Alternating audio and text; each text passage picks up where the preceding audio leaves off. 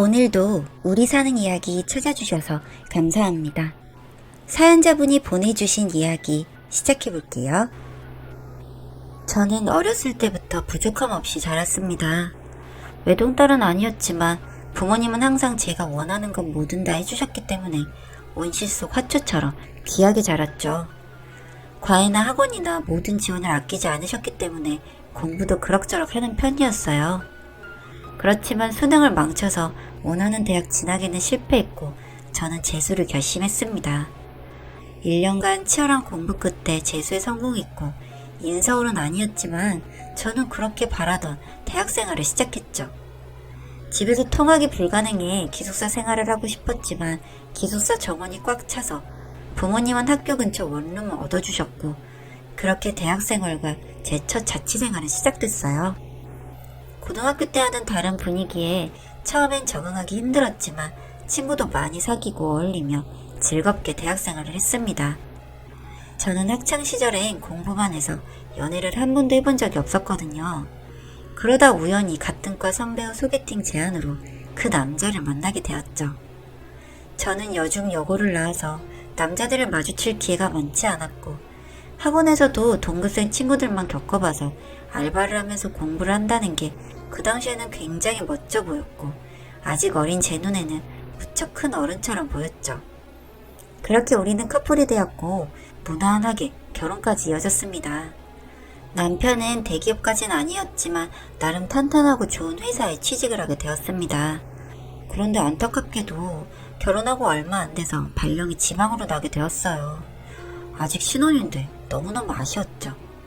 그렇지만 제 직장은 서울이었기 때문에 따라갈 수는 없었어요. 그렇게 저희는 2주에 한 번씩 만나는 주말 부부가 되었습니다. 2주에 한 번씩 만나니까 설레기도 하고 연애 시절 같은 느낌 그대로였어요. 남편이 오는 날이면 저는 아침 일찍부터 일어나서 남편을 기다렸죠. 운전할 때 남편은 출발 시간을 알려줬는데 그 시간부터 남편이 올 때까지 음식 준비도 하고 제 자신을 단장하기도 했어요. 우리는 그렇게 주말 부부였어도 행복하게 잘 지내고 있다고 생각했습니다. 그런데 점점 와야 하는 주에 남편은 일이 있어 못 온다고 하더군요. 그런 일이 생각보다 자주 생겼습니다.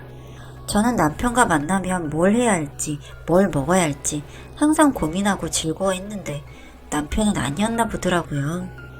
그럼 내가 내려가겠다고 해도 남편은 와도 어차피 일하느라 못 본다며 뭐하러 얼굴도 못 보는데 내려오냐며 한사코 거절했습니다. 그렇게 전화를 끊고 나니 그동안 너무 남편만 오라고 했구나 하는 생각이 들더군요. 말은 이렇게 해도 제가 내려가서 식사도 준비해놓고 있으면 좋아하지 않을까 생각했죠. 그 생각을 하자 기분이 좋아지고 어서 준비를 해야겠다 생각했어요. 서프라이즈 파티를 할 생각으로 장도 보고 둘이 같이 마실 와인도 한 병 샀죠. 그렇게 남편의 기숙사로 들어가려고 준비를 하고 있는데 기숙사 주차장으로 차 한 대가 들어서더라고요. 차 번호가 익숙해서 보니 남편 차였습니다. 너무 반가워서 인사를 하려고 나가려는데 남편 차 조수석에서 어떤 여자가 내리는 겁니다. 그리고 남편은 그 여자에게 어깨동무를 하고 진한 스킨십도 한 번씩 하면서 엘리베이터 쪽으로 향하더군요. 저는 이게 무슨 상황인지 너무 어이가 없고 황당했습니다. 두근거리는 마음을 진정시키려고 하는데 쉽게 되지가 않더라고요. 이 상태로 집으로 돌아가기 위해 운전을 할 수도 없고 그렇다고 위로 올라가 남편을 볼 수도 없었습니다. 그래서 그날은 차 안에서 그렇게 시간을 보냈어요.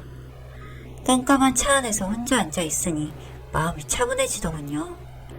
제가 본 게 확실하다면 이 남자는 바람을 피우고 있는 거잖아요.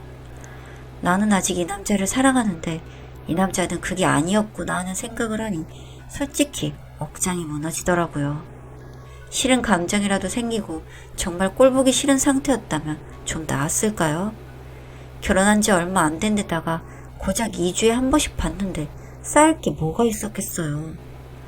그리고 나서 생각하니 정말 결혼한 지 얼마 되지도 않았는데 이럴 수가 있나? 이게 사람 새끼인가? 하는 생각이 들더군요. 그때부터 마음을 다잡았습니다. 이놈 그냥 둬선 안 되겠다고 생각했죠.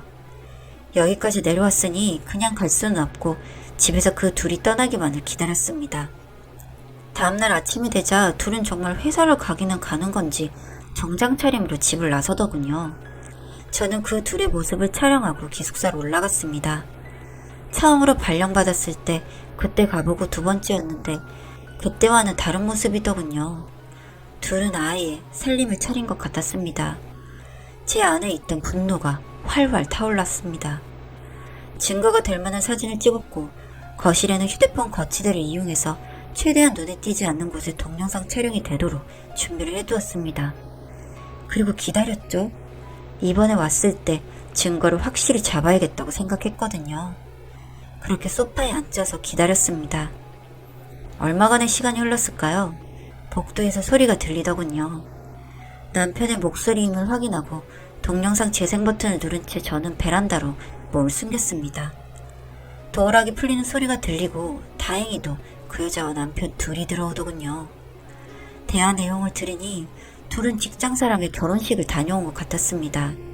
신랑이 어땠네, 신부가 어땠네 하다가 남편이 그러더군요. 드레스 입은 신부보다 자기가 훨씬 예쁘더라. 아주 민폐하객이 따로 없었어. 참, 자기 눈에나 그렇게 보이는 거지 내가 뭐가. 그래도 자기가 그렇게 말해주니까 나 너무 행복하다. 웃기고들 있네 하고 생각했네요. 그런데 정말 감사하게도 그 둘은 그 대화를 하고 나서 스파크가 튀었는지 일을 벌이는 것 같더라고요. 뭐가 그리 급했는지 거실에서 그러고 있는 둘의 소리를 들으니 고맙다고 해야 하는 건지 뭔지 여튼 묘한 감정이 들었습니다. 둘이 있는 것만 촬영이 되어도 좋겠다 생각했습니다. 이건 빼도 박도 못할 증거를 둘이 스스로 제공을 해주고 있으니 말이죠.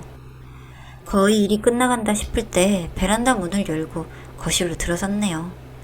그들은 무슨 저승사자라도 본 것 마냥 놀라더군요.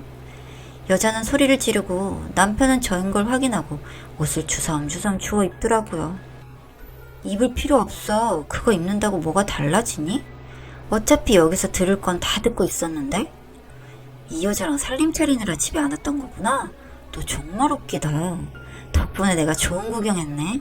둘 다 고마워. 했더니 남편은 아니라고 당신이 오해하는 거라는 별 개소리를 하더라고요. 뭐 이런 현장을 직접 보여주고 있으면서도 오해라니? 그러더니 갑자기 저에게 무릎을 꿇고 빌면서 그냥 이 여자는 오피스 와이프? 그런 거라며 사랑을 하는 사이는 아니고 저만을 사랑하는 마음은 변하지 않았다고 하는 겁니다. 아, 그러니까 니네 둘이 같은 회사 다니는 거였구나 해주었죠. 남편이 개소리를 계속해서 하는데 귀에 들리진 않았고 여자는 도망가려고 귀에만 엿보는 것 같더라고요. 그래서 둘이 그렇게 죽고 못 살고 사랑하더니 이놈은 너라는 여자를 사랑하지 않았다고 하고 너라는 년은 어떻게든 도망갈 생각이나 하고 참 둘이 정말 찐사랑이구나 하고 비웃어줬습니다. 그리고 저는 그 길로 휴대폰을 챙겨서 그 집을 나왔어요. 근처에 모텔이 있길래 그곳에서 가서 한숨 푹 잤습니다. 몸이 너무 고단하더라고요. 그렇게 월요일이 오기만을 기다렸습니다. 솔직히 저는 이혼은 당연히 생각했지만 그것보다도 복수를 하는 게 우선이었거든요. 바로 그 년놈들이 다니고 있는 회사로 찾아갔습니다. 땡땡땡씨 와이프라고 하니 다 알아서 남편 자리까지 안내를 해주더라고요. 조금 이른 시간에 도착해서인지 사무실 안에는 직원분이 몇 분 안 계셨고요. 그분들의 안내로 남편 자리에 앉아 컴퓨터를 켰네요. 남편 만나러 왔는데 회사로 와 있으라고 해서 왔다고 했더니 다 알아서 해주시더라고요. 그 컴퓨터에 휴대폰을 연결해서 동영상을 다운로드 받았습니다. 이걸 그냥 재생을 해야 하나? 하고 있었는데 정말 기분 좋게도 회사 사람들끼리 연락을 주고받는 회사 메신저가 눈에 보이더라고요. 이거구나 했죠. 그렇게 거기에 있는 모든 회사 직원들에게 파일 전송을 성공했습니다. 그리고는 그 둘을 기다렸어요. 그 둘이 오는 시간보다도 그 영상이 풀리는 게 더 빠르더군요. 남편의 자리 쪽으로 이미 출근해서 영상을 본 직원들이 들어오더라고요. 저는 웃으면서 말했죠. 아침부터 너무 화끈한 영상 보내드린 것 같아서 죄송한데 거기에 나온 주인공이 여기 있는 그 남자 맞아요. 저는 와이프고요. 하며 제 소개를 했습니다. 저기 뒤에서 남편과 그 여자가 놀란 눈으로 들어오더군요. 회사 입구에 들어서면서부터 이 사실을 전에 들어서 알았나 봐요. 저보고 어떻게 이럴 수 있냐며 미쳤냐면서 난리길래 너무 시끄럽다. 이제는 할 이야기 없어. 이혼 서류는 다음에 이야기해. 우선 나도 변호사 상담부터 받아야 하거든. 그리고 아줌마 홀딱 벗고 난리치는 거 여기 사람들 다 봤는데 참 부끄러운 게 없나 봐. 하고 집으로 돌아왔습니다. 그렇게 저는 이혼 소송 중입니다. 웃기게도 이 인간은 저와 이혼은 절대 못하겠다고 하더라고요. 정말 이상한 인간 아닌가요? 바람을 피웠을 때는 이만한 각오를 하고 한 게 아닌 건지? 아니면 제가 영영 모를 거라고 생각했던 걸까요? 아직도 진행 중인 이야기지만 제 스크리로 끝날 겁니다. 왜냐면 바람 피운 인간은 그 인간이니까요.